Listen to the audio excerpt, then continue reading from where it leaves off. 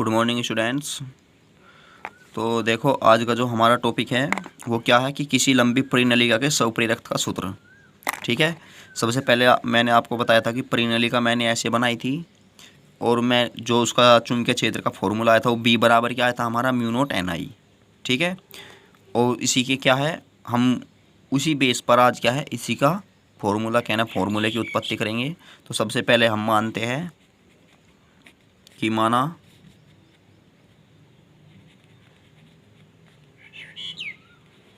परिनलिका की लंबाई कितनी है, एल है, तथा परिनलिका का जो क्षेत्रफल है कितना है वो ए है। ठीक है पहले बच्चों, और इसमें जो फेरों की संख्या है, फेरों की संख्या वो कितनी है, एन है। तो प्यारे बच्चों देखो सबसे पहले हमने मान लिया माना परिनलिका में प्रवाहित धारा कितनी है, ये आई है। तो सबसे पहले जब परिनलिका में धारा प्रवाहित होगी तो उसका मतलब है कि उसके अंदर चुंबकीय क्षेत्र उत्पन्न होगा। ठीक है, तो तब परिनलिका के अंदर उत्पन्न चुंबकीय क्षेत्र, तो प्यारे बच्चों जो चुंबकीय क्षेत्र होता है वो क्या होता है, म्यू नोट जब लंबाई दी रहती है एन अपॉन एल इंटू आई। ठीक है, एक तो हमारी हो गई समीकरण एक। अब हमें क्या निकालना है, स्वप्रेरक, और स्वप्रेरक निकालने के लिए हमें क्या चाहिए, फ्लक्स ग्रंथि की संख्या। तो हम सबसे पहले अब क्या निकालते हैं कि परिनलिका से बद्ध फ्लक्स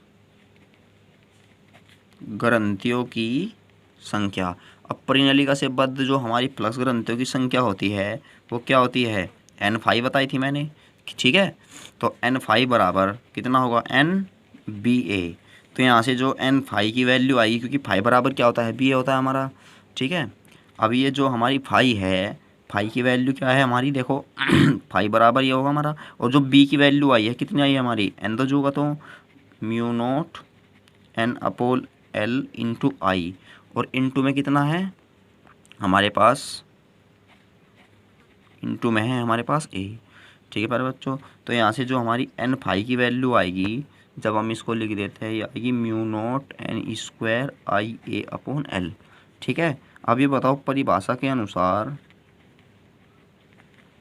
अनुसार जो परिनलिका का स्वप्रेरक होगा, परिनलिका का स्वप्रेरक तो कितना होगा वो, एल बराबर मैंने आपको बताया है कि एन फाइव अपॉन कितना होगा आई। अब ये बताओ जो एन फाइव है, एन फाइव की वैल्यू कितनी हमारे पास, ये रही म्यू नोट एन स्क्वायर आई ए अपॉन में एल, और मल्टीप्लाई में कितना हो जाएगा इसके आई। देखो आई से आई कैंसिल, तो जो हमारा एल का फॉर्मूला मिल गया हमारे पास कितना हो गया, म्यू नोट एन स्क्वायर ए अपॉन एल। यही हमारा क्या होगा, फाइनल फॉर्मूला होगा। ठीक है प्यारे बच्चों, तो प्यारे बच्चों हमारा जो नेक्स्ट टॉपिक है ये है कुंडली में संचित चुंबकीय स्थितिज ऊर्जा। देखो प्यारे बच्चों ये डेरिवेशन एग्जाम में तो आता नहीं, लेकिन इस पर क्या है न्यूमेरिकल आता है। ठीक है, तो इसीलिए मैं क्या है इसका फॉर्मूला लिख देता हूँ कि इसका फॉर्मूला क्या होता है। देखो जो कुंडली में संचित चुंबकीय स्थितिज ऊर्जा का फॉर्मूला होता है हमारा, ये होता है U बराबर 1/2 एल आई नोट का स्क्वायर। जहाँ इसमें देखो, जहाँ प्रतीक भी लिख देता हूँ, जहाँ एल क्या है हमारा यहाँ पे स्वप्रेरक तो। ठीक है, क्योंकि न्यूमेरिकल में हमें एल की भी वैल्यू देगा और हमें धारा का मान भी देगा, और आई नोट क्या है हमारी यहाँ पे धारा। ठीक है प्यारे बच्चों, तो ये हमारा इसका क्या हो गया, फॉर्मूला हो गया।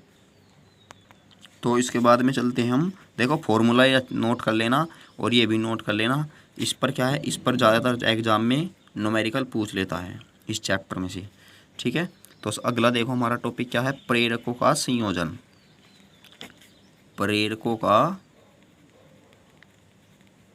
संयोजन, देखो प्रेरकों का संयोजन का मतलब है यहाँ पर कि जो हमारे पास ये एल है स्वप्रेरक गुणांक ठीक है, इनका श्रेणी क्रम और समांतर क्रम संयोजन। तो सबसे पहले हम कौन सा क्रम लेंगे यहाँ पे, इनका श्रेणी क्रम संयोजन। ठीक है प्यारे बच्चों, तो सबसे पहले देखो जो श्रेणी क्रम संयोजन होता है, श्रेणी क्रम संयोजन में, ठीक है, सबसे पहले आपको बता दूं मैं कि जो हमारा प्रेरकत्व यानी जो हमारा प्रेरकत्व होता है, इसका साइन कैसा होता है। देखो प्यारे बच्चों, इसका साइन होता है इस टाइप का। ये कौन से क्रम में जुड़े हुए हमारे, ये हो गई कुंजी, ये हो गया हमारा L1, ये हो गया हमारा L2। ठीक है, श्रेणी क्रम में इसमें क्या रहती है, धारा असमान, लेकिन जो प्रेरकत्व पे क्या है, विद्युत वाहक बल है, वो क्या है हमारे पास अलग अलग रहते हैं। ये सबसे खास बात है इनकी। तो सबसे पहले हम क्या मानते हैं कि माना दो प्रेरकत्व L1 व L2 कौन से क्रम में जुड़े हैं, ये श्रेणी क्रम में जुड़े हैं। ठीक है प्यारे बच्चों, तथा इनमें समान धारा I प्रवाहित है। देखो समान धारा I प्रवाहित है, क्योंकि हमें पता है कि जब श्रेणी क्रम संयोजन होगा, बिल्कुल सेम वही प्रोसीजर है जैसा मैंने क्या है प्रतिरोध में कराया था। ठीक है प्यारे बच्चों, प्रवाहित है, ये हो गई। तब परिपथ का कुल विभवांतर, देखो विद्युत वाहक बल को हम विभवांतर भी बोल सकते हैं। तो क्या होगा, इनका जो अलग अलग है, ठीक है, अलग अलग विभवांतर यानी अलग अलग विद्युत वाहक बल है, इनके क्या होगा, योग के बराबर होगा। अब ये बताओ, चूंकि E बराबर क्या होता है, मैंने आपको बताया था DI/dt होता है। ठीक है, यहाँ पे क्योंकि धारा तो समान है, और जो E1 बराबर होगा क्या होगा, ये L1, क्योंकि L1 अलग अलग है, DI/dt। इसी प्रकार E2 बराबर कितना होगा हमारा, L2 DI/dt, क्योंकि फॉर्मूला आया था हमारा फैराडे के नियम के द्वारा जब हमने इसकी उत्पत्ति की थी। ठीक है, तो यहाँ से देखो कुछ बच्चे कह रहे हैं कि माइनस आया। देखो जब हम यहाँ से माइनस कॉमन लेंगे तो क्या हो जाएगा, वो कैंसिल हो जाएगा। इससे अच्छा है ऐसे ही रखो, कोई गलत नहीं काटेगा। अब यहाँ से E की वैल्यू कितनी हमारे पास, L DI/dt। ठीक है प्यारे बच्चों, यहाँ पे कितनी है हमारे पास, E1 की वैल्यू L1 DI/dt और प्लस के L2 DI/dt। ये बताओ सभी में से क्या कॉमन है, DI कॉमन है। जब सभी में से DI कॉमन ले गए तो DI से DI कैंसिल हो जाएगा, T। ठीक है, DI/dt। तो L बराबर कितना मिलेगा हमें, फॉर्मूला L1 प्लस L2। ठीक है प्यारे बच्चों, एक तो हमारे पास ही हो जाएगा फॉर्मूला। अब इससे आगे करते हैं हम जो हमारा प्रेरकों का समांतर क्रम संयोजन। तो प्यारे बच्चों, अब आता है हमारा समांतर क्रम संयोजन। देखो सभी को पता है समांतर क्रम संयोजन किस प्रकार का होता है हमारा। ठीक है, पर दो ही जोड़ेंगे हम, ज़्यादा नहीं जोड़ेंगे इसमें।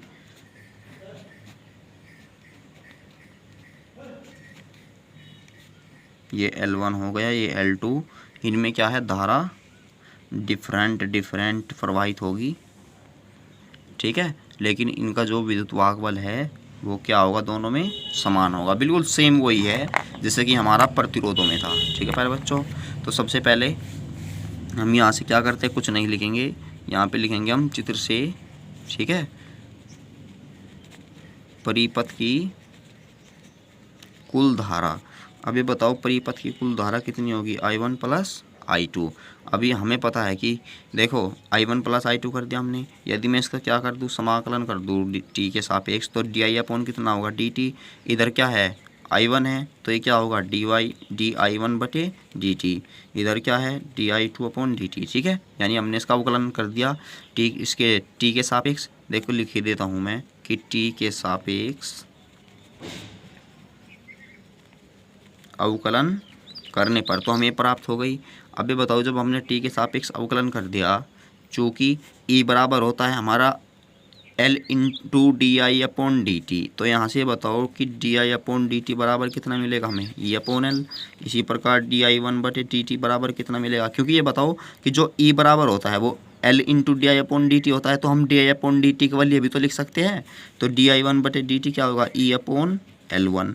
ठीक है, इसी प्रकार di2/dt बराबर क्या होगा, E/L2, क्योंकि ये तो सभी में कॉमन है।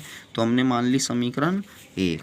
तो समीकरण 1 से क्या कर दो, सभी की वैल्यू इसमें रख दो। अब जब हम ये क्या है इनकी वैल्यू रखेंगे तो E/L होगा, E/L1 होगा प्लस E/L2 होगा। सभी में क्या कॉमन है, E है, तो E से E कैंसिल हो जाएगा, तो 1/L बराबर 1/L1 प्लस 1/L2। तो यही क्या आ जाएगा, हमारा फाइनल फॉर्मूला आ जाएगा। ठीक है। अब इसके बाद में तो जो हमारा नेक्स्ट टॉपिक है प्यारे बच्चों, वो है भंवर धाराएं। ठीक है। अब देखो भंवर धाराएं क्या होती है। देखो भंवर धाराएं ये होती है, सबसे पहली बात वैसे आपको एग्जाम्पल बता दूं कि क्या होता है कि भंवर धाराएं जो ट्रांसफार्मर लगे हुए होते हैं इनमें तेल रहता है। ठीक है। यानी इनके तेल में, या भंवर धाराएं ये छोड़ो, तुमने जो पानी है पानी में चक्रदार धाराएं देखी होगी। ठीक है। चक्रदार धाराएं वे ऐसे बनती जाती है, ऐसे। ठीक है। तो वही क्या होती है, हमारी भंवर धाराएं होती है। इन्हें हम क्या बोलते हैं, भंवर धाराएं बोलते हैं। तो ये क्या है, अब देखो फिजिक्स में हमारी जो भंवर धाराएं होती है वे इसी के समान होती है। क्या होती है, देखो कोई हमारे पास क्या है, धातु का टुकड़ा है प्यारे बच्चों। ठीक है।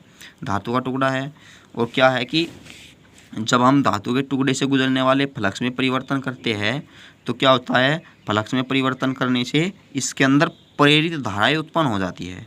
ठीक है। और ये धाराएं क्या होती है, जो जल होता है हमारा, जल के समान, यानी जल वाली धाराएं रहती है, जल के समान चक्रदार होती है। ठीक है। इसीलिए हम इन्हें क्या बोलते हैं, भंवर धाराएं बोलते हैं। तो हम यही बात लिखेंगे कि जब किसी धातु के टुकड़े, ठीक है प्यारे बच्चों, से गुजरने वाले चुंबकीय फ्लक्स में परिवर्तन होता है तो धातु के संपूर्ण आयतन में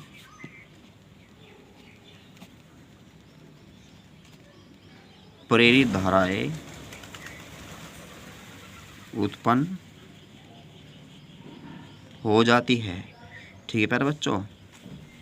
अतः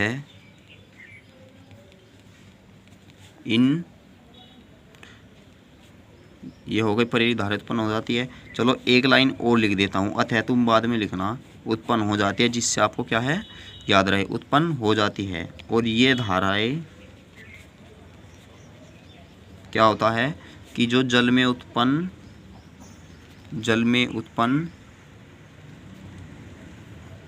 होने वाली भंवर के समान चक्करदार होती है। ठीक है। तो अतः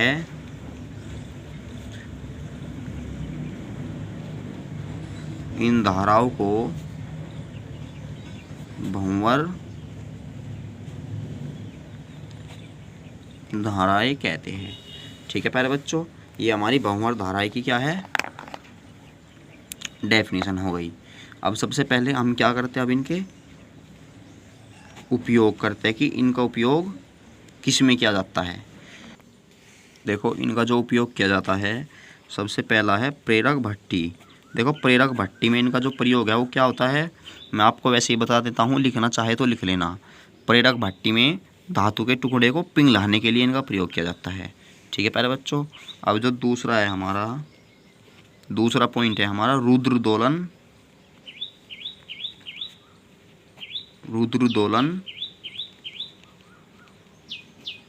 धारामापी। ठीक है।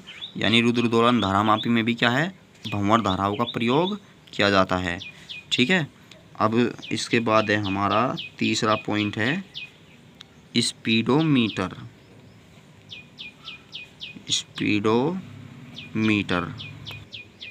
स्पीडोमीटर तो पता होगा सभी को, यानी जो गाड़ियों में क्या है चाल को बताता है।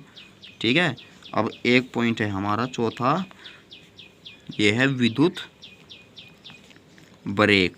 देखो गाड़ियों में सभी को पता होगा कि क्या है, विद्युत ब्रेक आ रहे हैं अब आज के टाइम में, जिसे हम प्रेशर ब्रेक बोलते हैं। उनमें क्या है, भंवर धारा ही उत्पन्न होती है। ठीक है, तो इनका उपयोग इसमें किया जाता है। तो आई होप यहाँ तक आपकी बातें क्लियर हो गई होगी। देखो प्यारे बच्चों, इसमें एक टॉपिक है, वो हमारा है विद्युत जनित्र। ठीक है, वो क्या है 10th वाला ही है, उसे क्या है आप बस एक बार पढ़ लेना। तो अब देखो जितना भी मैंने आपको वर्क कराया है फिर में अच्छी तरह नोट कर ले। और इसके बाद आपके क्या है, हम कल वाली वीडियो में आपके न्यूमेरिकल स्टार्ट कराएंगे। ठीक है, और इस फर्स्ट फिजिक्स के हमारे केवल 2 चैप्टर बचे हुए हैं, उनको भी हम आराम से करेंगे। ठीक है, तो मिलते हैं नेक्स्ट वीडियो में।